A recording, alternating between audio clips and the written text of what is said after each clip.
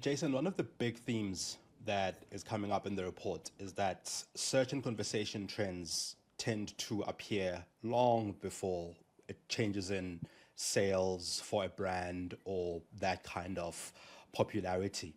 In your experience, how early can you spot this momentum building or declining for a brand? Because it's you mentioned for instance, the Suzuki VW second and third place in the top 10. How early can you start seeing that there's going to be this massive change in that top 10 for where this brand is going to rise or that brand is going to decline? No, good question, Mongezi.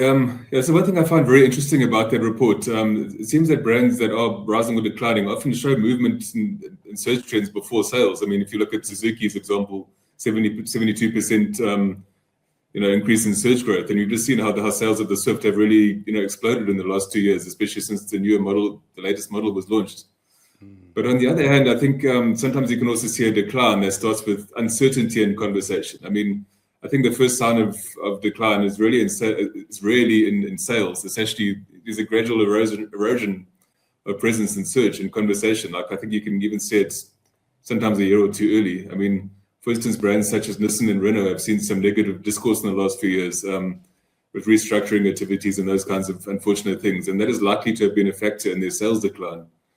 However, I think the real competitive decline starts with uncompetitive pricing, and this is something that people talk about a lot online these days. I mean, if you look at brands such as Honda, Mazda, even to a lesser degree Kia, I mean, they have seen a sales decline in the last few years, and I think this definitely does tie in with online conversations because people are talking about these vehicles and how their pricing is no longer competitive compared to some of the new challenger brands. And I think conversely, those brands who are pricing on point are getting a lot more positive attention in these online conversations.